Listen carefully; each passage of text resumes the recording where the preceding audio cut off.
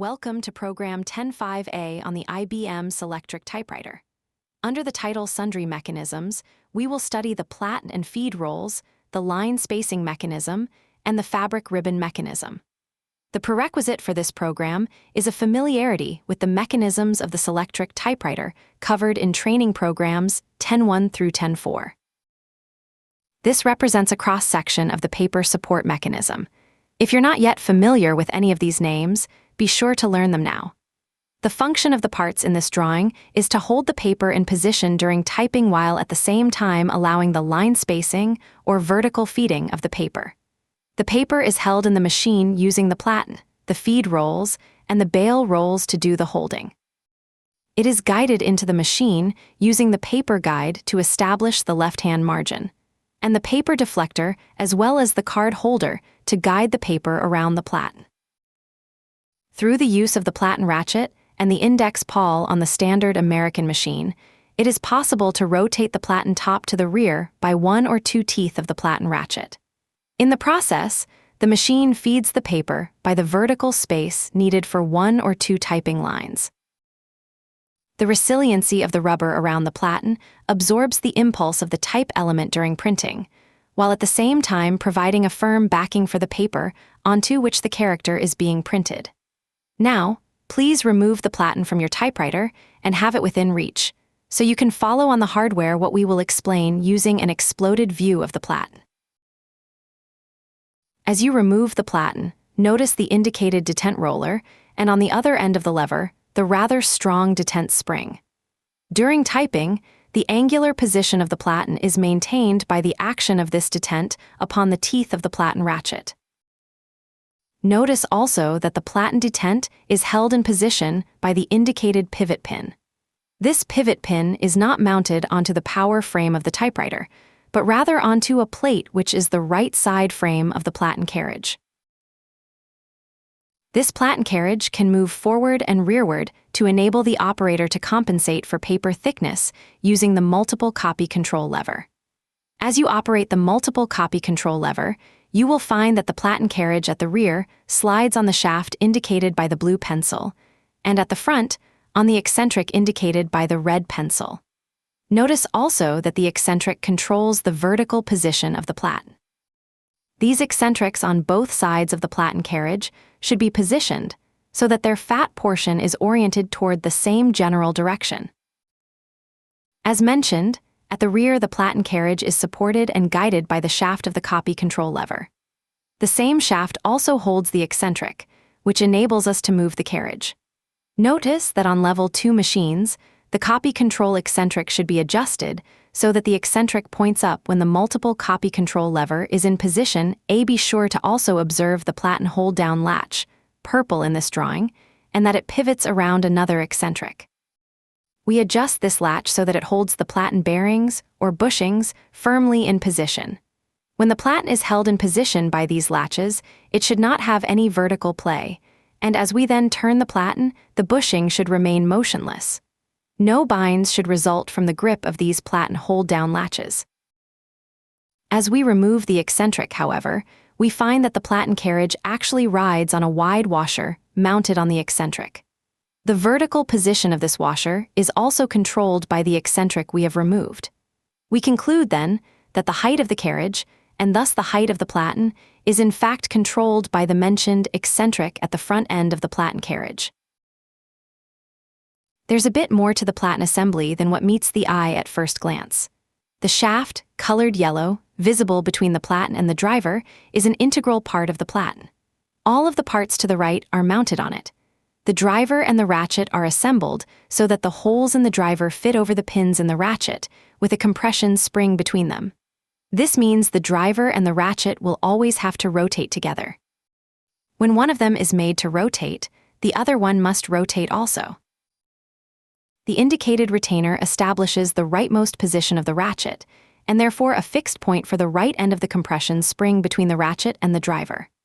The driver can slide sideways on the shaft, in the platen, so that its hub exerts leftward pressure on the 2 red pins visible inside the platen, one on each side of the platen shaft, which is yellow.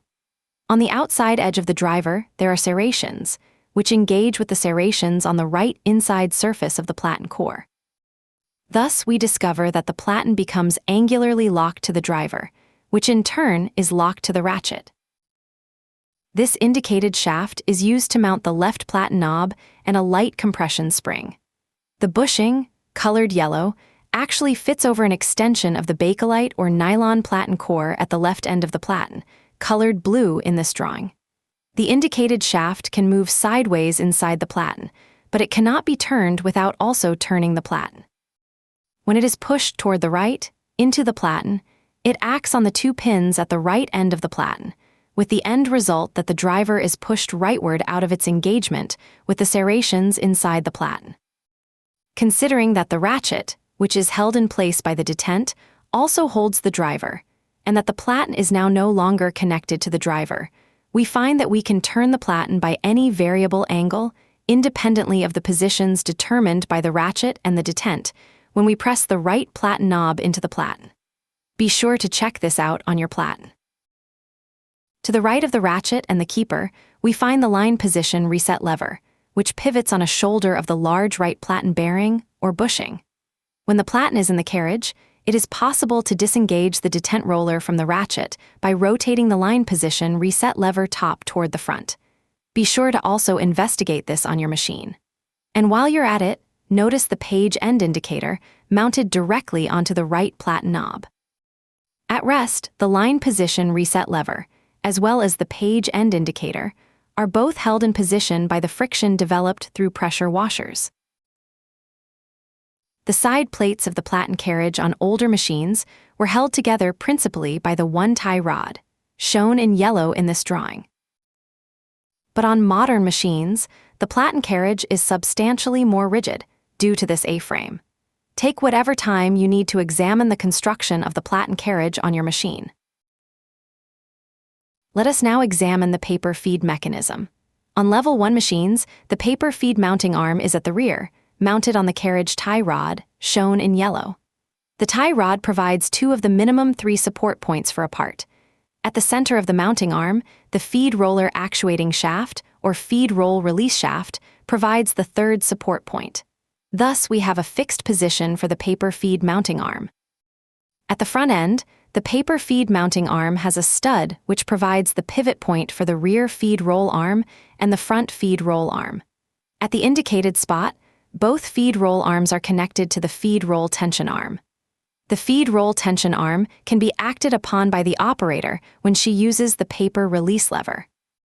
By pulling the paper release lever top toward the front, she rotates the feed roll release arm, the feed roll actuating shaft, and finally the feed roll release lever top to the front, which in turn will also rotate top to the front the tension arm, shown in black.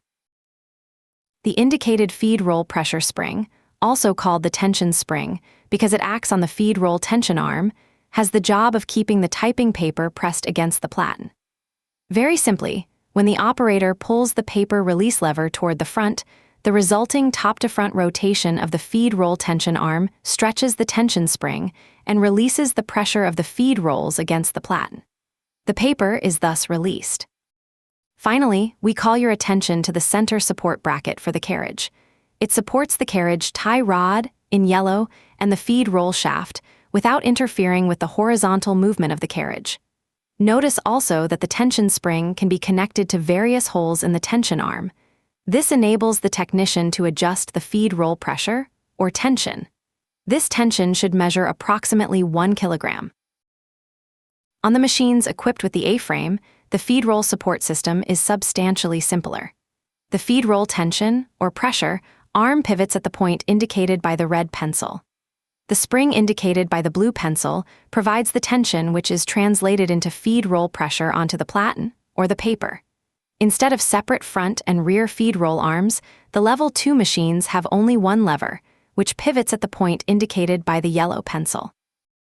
This lever holds one end of both the front and the rear feed rolls. Notice also that the feed roll tension arm holds the paper deflector guide arms. Take a moment to examine this on your machine. The feed roll tension spring can be hooked into any of the indicated notches on the tension arm. The further away the notch is from the pivot point of the arm, the greater the pressure of the feed rolls against the platen.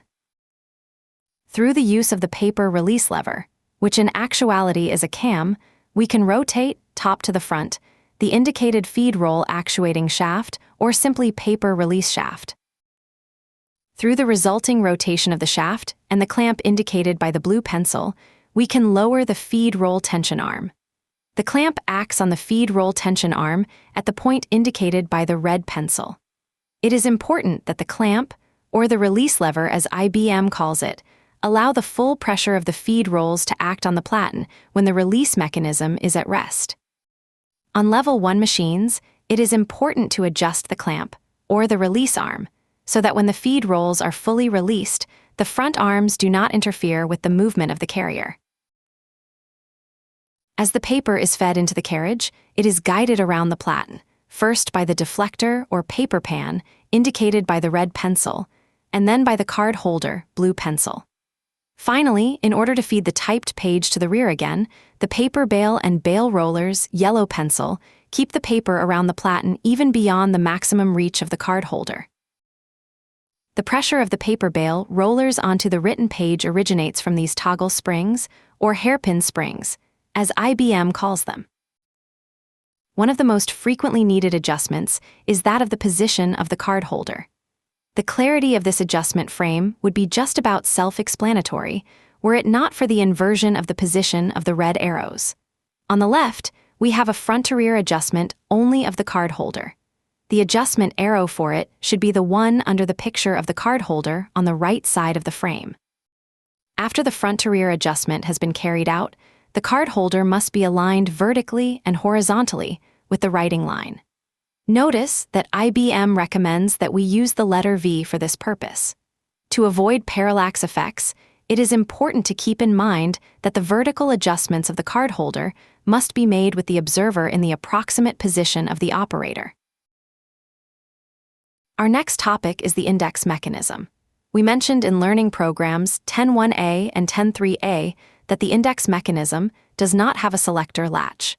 Here you can see that the multiplying lever is connected directly to the follower of the carrier return index cam, which at the time we chose to call the carrier return engagement cam. On level 1 machines, this means we shall always obtain an index operation when we engage the carrier return mechanism.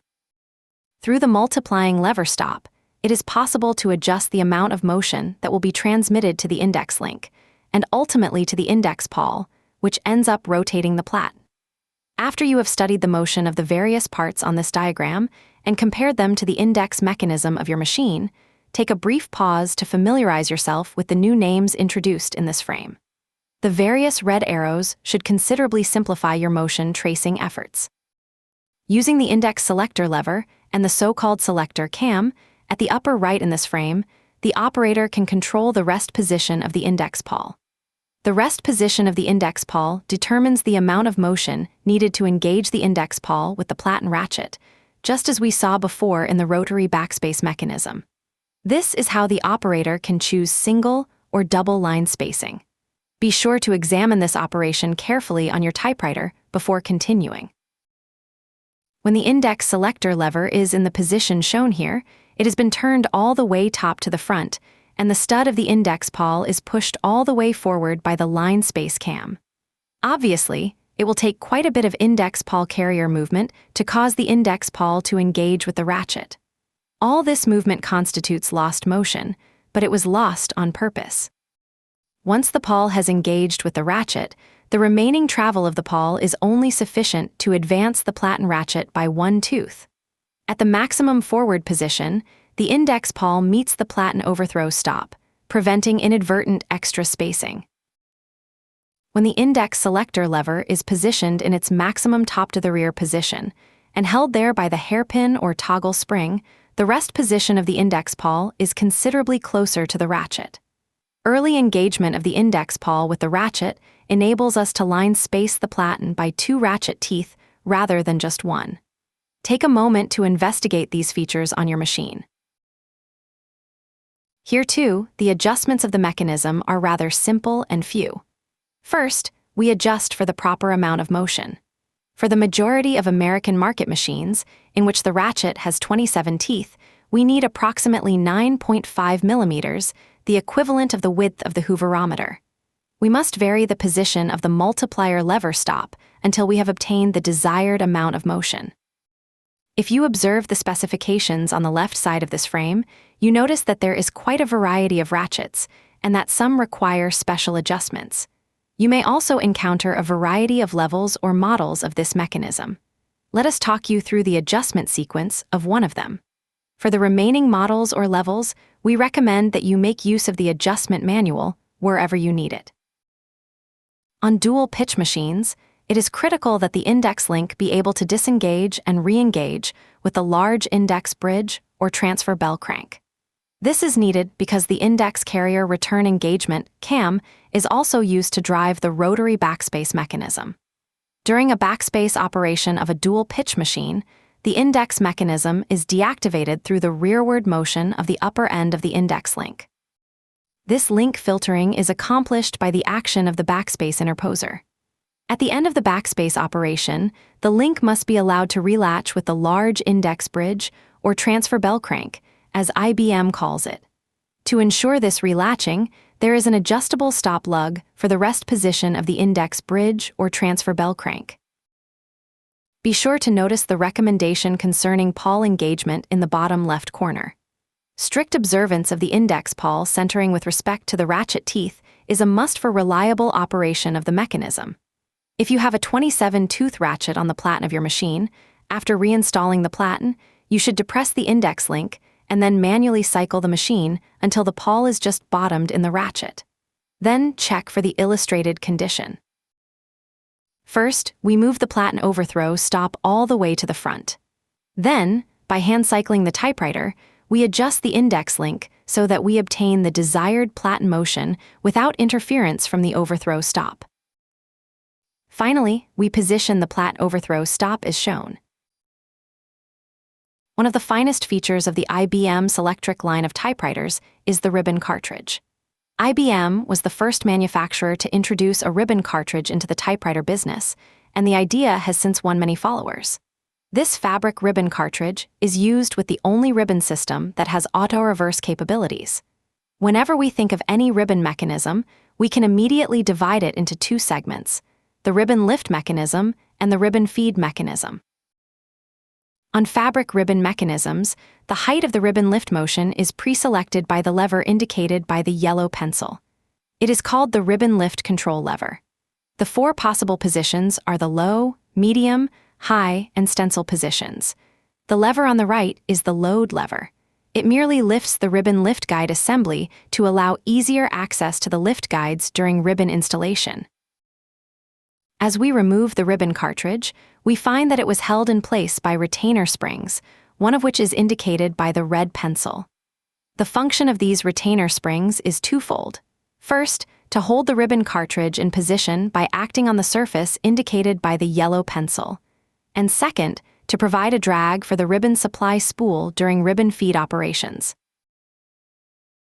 Whenever one of the spools is supplying ribbon, the jerky action of the feeding process might cause the supply spool to spin and release more than the desired length of ribbon. The result would be excessive slack in the ribbon were it not for these springs. Notice how these springs are mounted onto the ribbon bracket, flush with the bracket. Let us now remove the two screws which hold the springs and the ribbon bracket to the carrier. Level 2 ribbon brackets require a bit of maneuvering to get them out of the carrier. First, we turn the bracket counterclockwise, as viewed from above, as far as it will go. Next, we turn the whole bracket top to the rear, making the cam follower, located at the bottom of the bracket, rotate toward the front of the machine. Once the cam follower under the bracket has been moved toward the front of the machine and away from the ribbon feed cam, it is possible to turn the bracket counterclockwise, as viewed from above, until it has rotated approximately 90 degrees away from its original position. Finally, we rotate the bracket clockwise, as viewed from the front of the machine, until the assembly is completely removed from the carrier. To reassemble it, simply reverse the procedure. Be sure to practice the sequence until you have become proficient at it. We have purposely picked this level of ribbon mechanism for the opportunity to explain this particular step. earlier level mechanisms are substantially easier to remove. Let us continue with this mechanism and study its operation. Ahead of all other topics dealing with the ribbon, let us briefly examine the operation of the ribbon load lever. Blue pencil. Quite simply, when the load lever is moved to the right, at the point indicated by the yellow pencil, it acts on the ribbon lift guide assembly, camming it out of the way. The result is the raising of the guide, red pencil, to facilitate ribbon loading and unloading. Any ribbon mechanism has a maximum of 3 distinct functions. 1. To lift the ribbon for printing. 2. To drive the ribbon so as to expose a new portion of ribbon for the printing of the next character. And 3. On reusable ribbons, the automatic ribbon reverse feature. The lifting of the ribbon is accomplished by the action of the indicated cam and cam follower. First, notice that the ribbon lift cam follower pivots around the support screw at the rear of the cam follower. Then notice that the end of the ribbon lift control link, blue pencil, fits into a slot in the ribbon lift cam follower. When the cam causes the cam follower to rotate as shown, the end of the lift control link lifts the ribbon lift guide plate, red pencil. The position of this guide plate is adjustable. It determines the rest position of the whole lift guide assembly. On fabric ribbon mechanisms, the only requirement for the position of the guide plate is that it be parallel to the bottom edge of the slot in the cam follower. Notice that on both sides, the ribbon lift guide assembly has 2 arms going toward the guides, blue pencil. While the arm pointed out by the red pencil actually does the lifting of the guide, the flat link pointed out by the yellow pencil keeps the guide in an almost vertical position throughout the whole operation. You might use the load lever a few times and observe the almost vertical movement of the guide while you operate the lever. And while you're at it, be sure to also find the ribbon lift restoring or return spring. Notice that a change in the position of the ribbon lift control lever, blue pencil, changes the position of the ribbon lift control link, red pencil. When the ribbon lift guide plate is properly adjusted, it is possible to move the control link back and forth without affecting the position of the ribbon guide.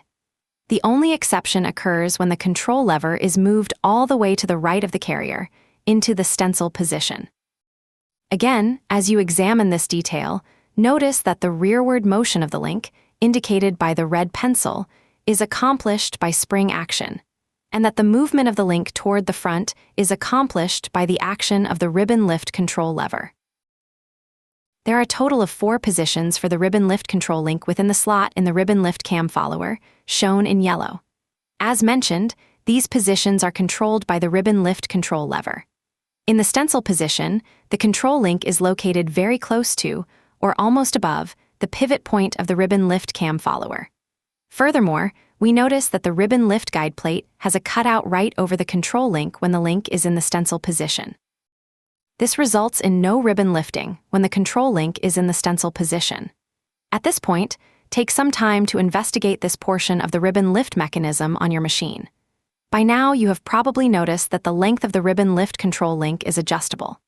Quite simply, it should be adjusted so that the printing characters use the ribbon approximately in the areas designated as the low, medium, and high ribbon lift areas. Let us now turn to the ribbon feed mechanism. The ribbon feed cam is part of a cam cluster which includes the detent control cam, and which also turns 360 degrees in every print operation. While the detent control cam follower operates off the side of this cam, the ribbon feed mechanism uses the indicated outside surface of the cam. The red pencil indicates the ribbon feed cam follower. Although the cam follower comes equipped with a heavy spring, it is driven by the cam in both directions because of the 2 ears on the cam follower. The motion obtained from the cam is transmitted to the ribbon feed and reverse plate, indicated by the green pencil. This feed and reverse plate carries the ribbon feed pawl, indicated by the yellow pencil. The ribbon is advanced during the rearward stroke of the pawl. The lug on the ratchet detent plate, indicated by the red pencil, acts like a check pawl. On the return stroke of the ribbon feed pawl, the ratchet is unable to rotate with the pawl because of this lug. The spring action needed to keep the lug of the ratchet detent plate engaged with the ratchet is supplied by the toggle spring indicated by the green pencil. If you examine the pin on the ratchet detent plate, which provides one of the anchor spots for the toggle spring, you will find that it goes all the way through the ribbon mechanism support bracket, into the slot on the ribbon feed and reverse plate indicated by the yellow pencil. By turning the ratchet detent plate clockwise or counterclockwise, and keeping it there by the action of the toggle spring, we can detent either one of the ratchet spindles with these lugs of the ratchet detent plate. The yellow pencil in this frame shows the pin of the ratchet detent plate. This pin controls the left and right rotation and position of the feed and reverse plate. The plate pivots around the upper end of the ribbon feed cam follower, indicated by the green pencil. These positions of the feed and reverse plate determine which ratchet spindle the feed pawl, red pencil, is engaged with at any one time. The spring connected to the cam follower, at the point indicated by the green pencil, maintains the engagement between the feed pawl and the ratchet. The spindle on the right will turn clockwise, and it will hold the ribbon pickup spool, while the spindle on the left will hold the supply spool. Inside the ribbon cartridge, and from below the cartridge, we can easily observe the ribbon spool cores, yellow pencil. We find that they come equipped with 2 slots or cutaways, green pencil. One slot is used to lock the spool core to the ratchet spindle. The other slot allows room for the operation of a sensor used to trigger ribbon reverse. The green pencil points at one of the reverse triggers, or sensors. When a supply spool has ribbon wound around its core, the reverse trigger or sensor occupies the position shown by the pencil. When the supply spool is empty, the sensor takes the position shown by the reverse trigger on the right ratchet spindle. Let's take a closer look at this by removing one of the spindles. In this frame, we have the ribbon feed and reverse plate all the way to the rear of the ribbon bracket. This is the position it will occupy just before the cam follower starts its return stroke. The forward stroke has already taken care of the ribbon feed operation on the right spindle. Once the supply spool on the left runs out of ribbon to cover the slot in the core and keep the vertical leg of the sensor, or reverse trigger, rotated into the stem of the ratchet spindle, the horizontal arm of the reverse trigger, green pencil, places itself in front of the step of the feed and reverse plate, red pencil. On the return stroke of the plate, the interference with the movement of the plate causes the plate to pivot clockwise around the cam follower. The end result is that the left spool becomes the feed spool, while the right spool becomes the supply spool. This means that the feed pawl and the left lug on the ratchet detent plate will engage with the left ribbon feed ratchet. This keeps the spools from free spinning and releasing excessive ribbon. The ribbon lift control lever has a V-shaped opening capable of trapping the vertical lug of the ratchet detent lever whenever the ribbon lift control lever is moved into the stencil position. The effect of this is that the ratchet detent lever becomes centered with respect to the feed ratchets, and so does the feed pawl. As a result, no ribbon feeding will occur when the operator types in the stencil mode. In fact, this is the only adjustment we have yet to explain before we conclude this Level 2 fabric ribbon mechanism. Although the adjustment seldom needs to be made, let's state it for the record. The ribbon lift control lever must be formed so that it holds the feed ratchets in place, and the feed pawl is centered with respect to the feed ratchets when the lever is in the stencil position. After having formed the ribbon lift lever, it becomes necessary to reshape the legs of the V-shaped opening in the lever. This illustrated clearance between the lug on the ratchet plate, which here IBM calls the feed plate, must be checked when the ribbon lift control lever is in the low lift position and the machine is picking up ribbon on the left ratchet. The same procedure must be used on the other leg of the V-shaped opening when the right spool is picking up ribbon. The Level 1 fabric ribbon mechanism simply uses many more parts to do the same thing. Except for the 2 adjustments it requires, we won't discuss it at length. This adjustment establishes the rest position of the ribbon reverse mechanism. When reinstalling the Level 1 fabric ribbon support plate, it is necessary to adjust it front to rear, and then test its operation for the feeding of 2 teeth of the ratchet, with 1/4 millimeter of overthrow motion. When you reinstall Level 2 fabric ribbon mechanisms, make sure that the lug on the ratchet plate is placed inside the indicated V of the ribbon lift control lever. If you forget to do this the first time around, You will have to disassemble the mechanism once again to correct it. This concludes our learning Program 10.5a. Other ribbon mechanisms are explained in Program 10.5b. Thank you.